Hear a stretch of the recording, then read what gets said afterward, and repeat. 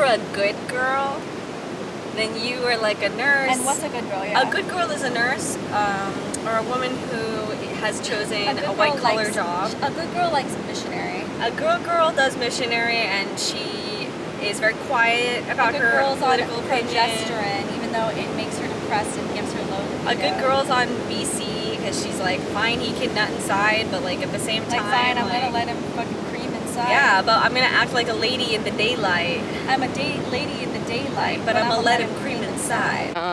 And today we're going to Black's Beach. So you guys want to see that? We're gonna go to Black's Beach to do a story time. We're basically just gonna like open up to you guys again. I'm finally going to open myself up for you guys again. Seeing me and Julio down in the schoolyard. Me and Julio. Me and who?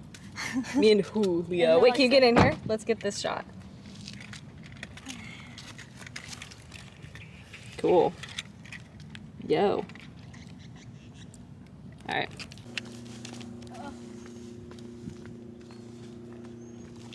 So, when's the last time you've been to Black's? I haven't been to Black's since like Corona. So, what do you want to talk about today? Our dating life? We're going to the nude beach. We're gonna get nude.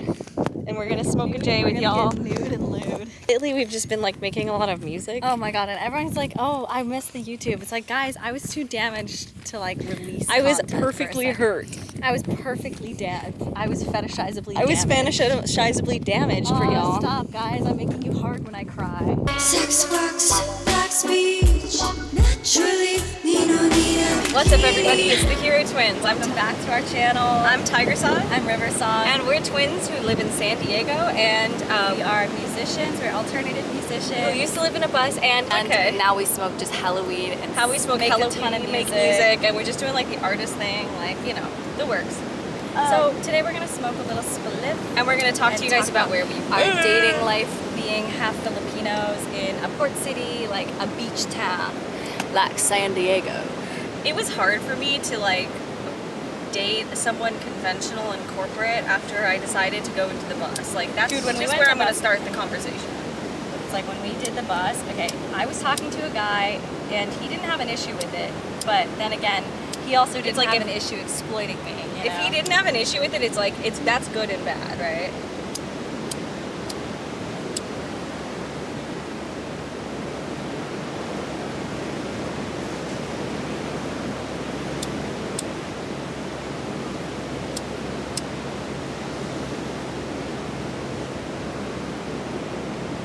Inhale.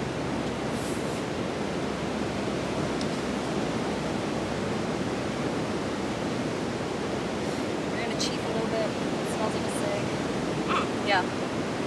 I've been smoking tobacco with this guy. So this is the first time I'm talking to like a half Filipino guy who's half white, half Filipino. This is like your first Filipino that you've ever talked to. I've never dated.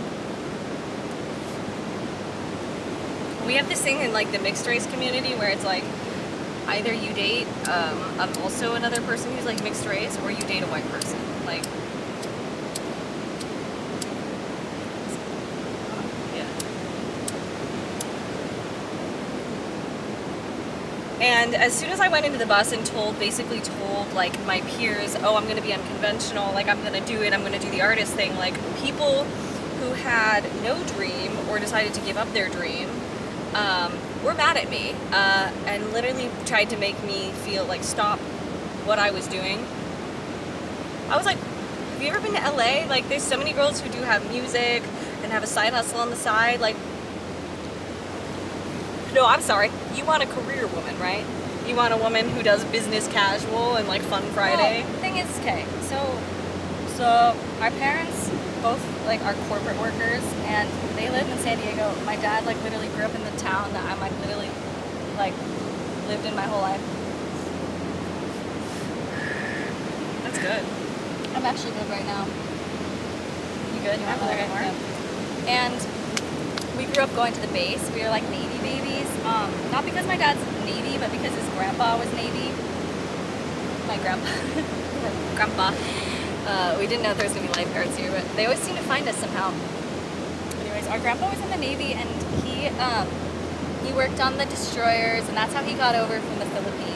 And like once he got over here, all of his kids were raised with English only, and my dad married a white lady. And now T and I forever are mixed race, and it's kind of weird. I'm dumb. Same. Just enjoy it. In the Filipino community, like, marrying a white person is basically like either you marry a Filipino. No, as a woman. No, you gotta be a woman now. Yeah, if you're a Filipino woman, like marrying a white guy is like they're like patting you on the back. You're winning. But like I don't know, it depends on the Filipino family because sometimes they like to have you just like Filipinos. date Filipinos. And it's like in the Filipino family, you come in and they're always like you're too dark, or you're too, you're not working as a nurse enough, or you don't make enough money, or but all of them say that over like a martini and a cig, Like we always have an apple teeny and like a cigarette, and they're talking about how I'm. Just kidding. No, I love my Filipino family. I mean, we don't. It's kind of like splintered, but I think that happens in a lot of Filipino families. Like they're the roots. It's just like like we all scatter to the wind. Like we get dropped here. We did talk about in the bus, like with the bus people, we were like talking about how we had like problems with our family, just like how every Filipino has like problems with their family. Yeah, like a lot of our family, like close family, cousins and stuff, they get like kicked out, and like there's family drama. Yeah. Like my dad stopped talking to my Filipino grandpa. Like basically he died like completely no contact. Yeah. Like, I didn't get to say goodbye to him, but that's like Filipino family. Like it's like I'm trying to heal, but like in all of our Filipino family, there's like so much trauma, and like it kind of there's like generational trauma that comes intergenerational trauma from like moving, assimilation and immigration. Is like there's so much trauma of trying to just like blend assimilate. Yeah, it's like hard because it's like my grandparents who first arrived here, they had a hard time in the United States. They weren't making money. And then the treatment here was like really difficult. So then there was dysfunction in the family because of like the racism they faced here. And since then, our Filipino family, has been like really like splintered a little bit since that happened. So it's like growing up Filipino here is like it's such a blessing because I love being mixed race like so much. Like it's crazy because not a lot of mixed people. I don't know a lot of mixed like influencers, and hapas is like what we call it. We call them hapas. So the word's like hapa, and hapa means like half in like Hawaiian. Like let me show them. It's like it can be used depending on who's used. It could be. It's mostly in our community. It's used as like a term of love and like I don't know, family. Yeah. But it can also be used by white people as like a derogatory term. But we use it as a term of like, oh, if you're a hapa, it's like just means to me that you're like mixed race, mostly like Filipino or like island. Yeah, mostly like Asian. Yeah, like some kind of mixed Asian. Usually in California, that's most common. We don't really have like Hawaiians out here, but we do have a lot of Filipinos. So there's a decent amount of hapas around here. Okay, but guys, I haven't ever I'm a mixed race girl, and like to be honest, I've dated like a couple. I dated Asian, one full Korean guy, and then I dated. Who else did I date? I dated like. Can I say what I've done? Like, for my dating history, it was like a decent amount of white guys, and then in college, I dated a half Latino, and I liked him. Yeah, and he was sexy though. He's a sexy mixed race guy, and then I dated a couple Latinos. I dated some Asians. I dated a couple Jewish guys. You dated an Indian guy. He's like South Asian. Dated an Indian man, and he was a beautiful man. But at the end of the day, it was like. Their families were like so traditional, and like being a hapa, I wasn't like I don't think I was Asian enough because he ended up like going for a full Asian. Well, it's always like, dude, as a mixed race girl, it's like you can always see like where you stand in like the lineup by like the girl he dates before you and the girl he dates after you. So it's like the girl, it's like you being sandwiched between those two girls. Like they have the most to say about who you are in the world, like in his world. Okay, that's not the world. This is his world. Yeah.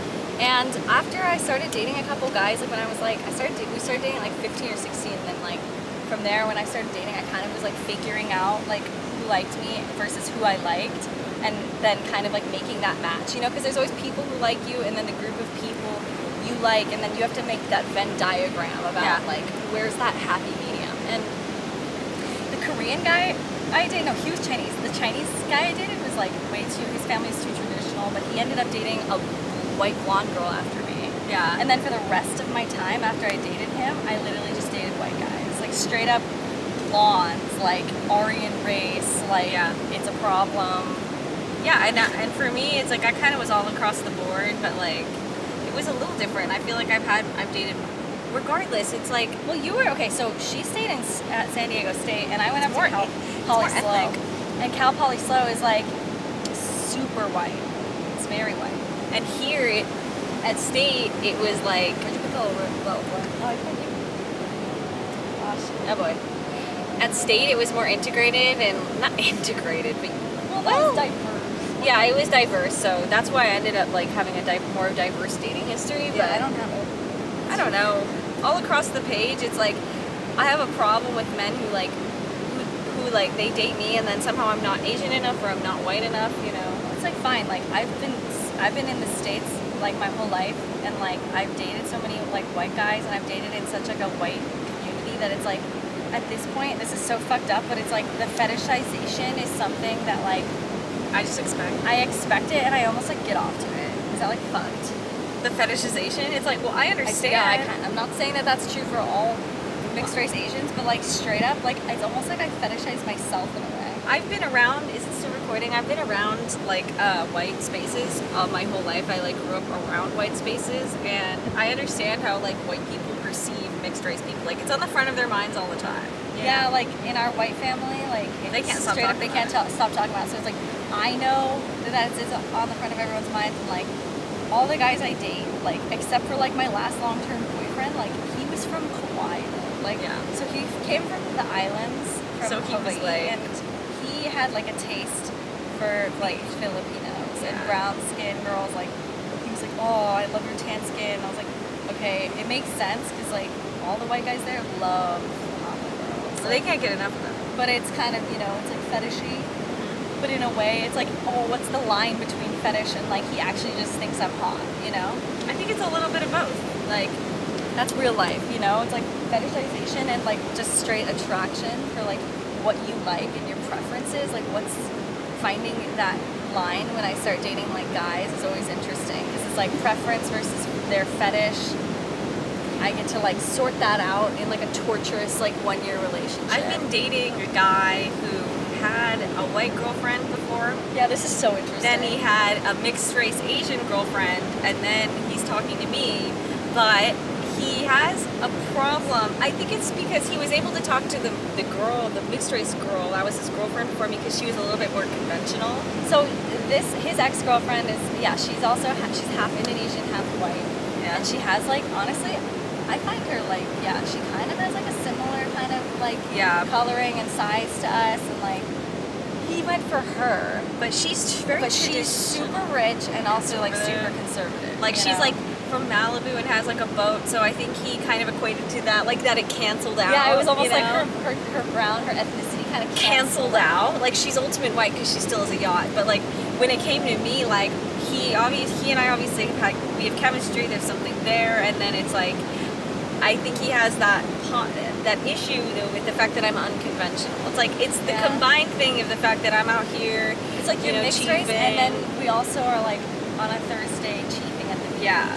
So it's like in order to like be in the white spaces, you kind of have to adhere to like what they want from Oh, you. that's such a dude. That's straight wisdom right now. Yeah. Like that, you're dropping wisdom. Like, okay, wow.